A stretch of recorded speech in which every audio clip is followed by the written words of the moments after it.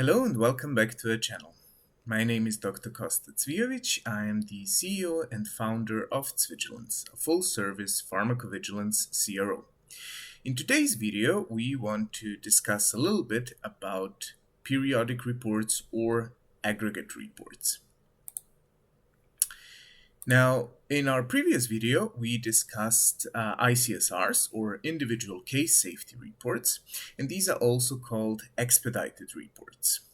As opposed to these, there are also aggregate reports or periodic reports. Expedited reports, as the name says, are reports that need to be submitted in a short timeline, and they only contain one case report, one ICSR.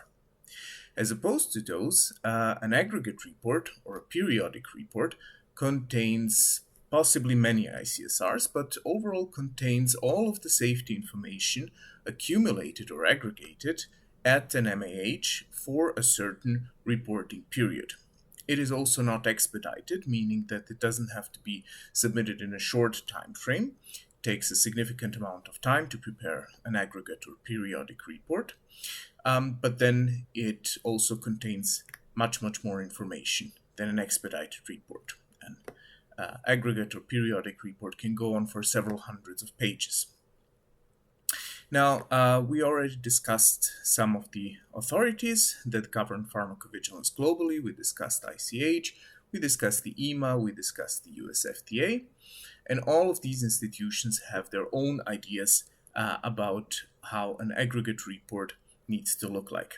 There are also two general types of aggregate reports: post-marketing. These are called PSUR, Periodic Safety Update Report, or PBRER, Periodic Benefit Risk Evaluation Report, or in the case of the US, PADER, Periodic Adverse Drug Event Report. And then there are those periodic reports that are prepared for clinical trials. Those are called DSURs, Development Safety Update Reports. Now let's have a little bit of a look into what is contained and what do the authorities expect to see in a PBRER.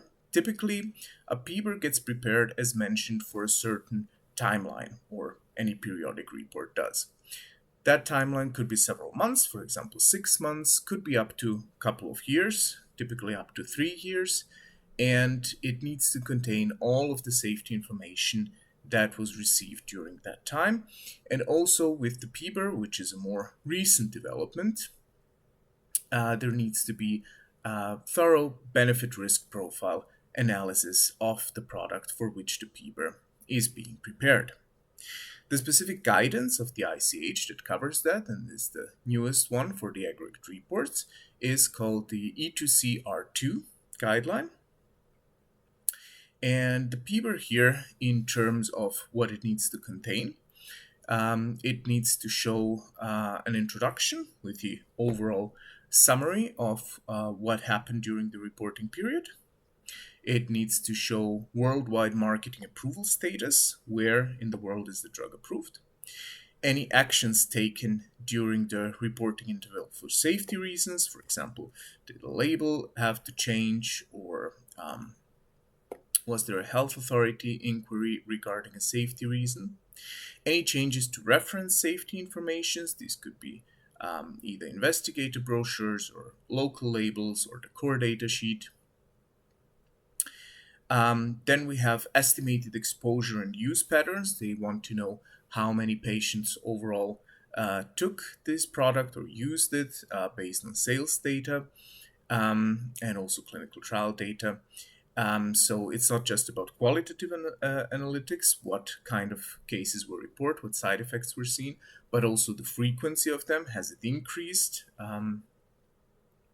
Then we have several summary tabulations. We have summary tabulations for serious adverse events from clinical trials. There is summary tabulations for post-marketing data sources. Summary of significant safety findings from clinical trials in general, what kind of clinical trials were completed, what are ongoing, long-term follow-up information, any other uses of the medicinal product, and any new safety data related to fixed combination therapies. Also findings from non-interventional studies are part of that.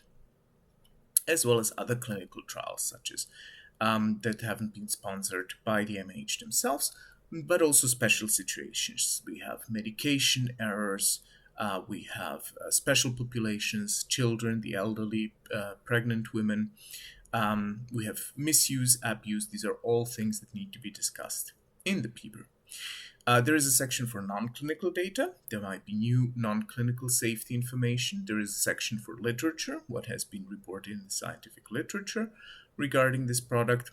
A section on other periodic reports, maybe something interesting coming from PSUR, for example. Any lack of efficacy, any late-breaking information, and here specifically there is a cutoff timeline for what period the data comes from that the aggregate report discusses.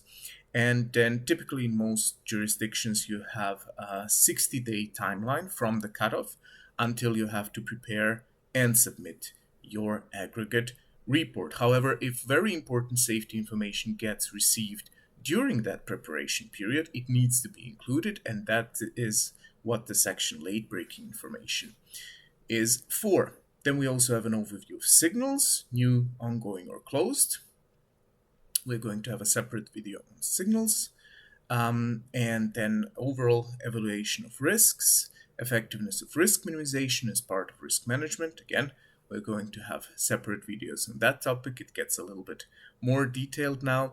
We have a benefit evaluation and then an integrated benefit risk analysis.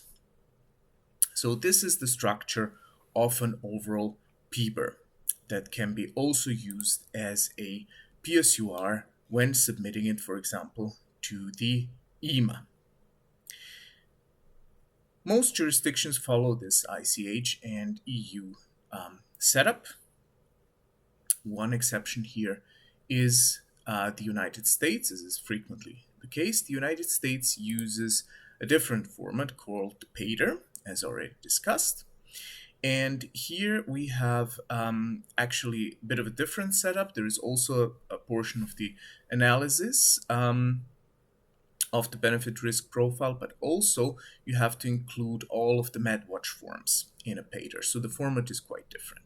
It is possible when you want to submit aggregate reports to the US FDA to request a so-called PSUR waiver. In that case, if the FDA accepts it, you can go ahead and submit PSURs instead of PADERs to the US FDA. And then the last thing that we mentioned is the DSUR, the Development Safety Update Report.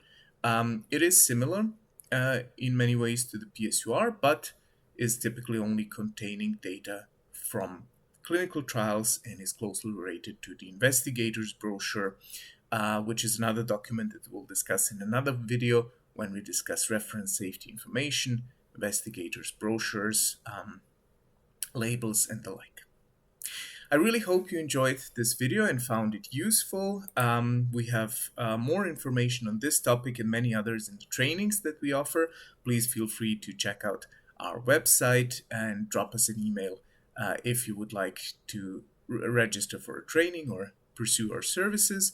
And please also leave a comment and let us know how you like the video or what you would like to see different in the future. Thank you and goodbye.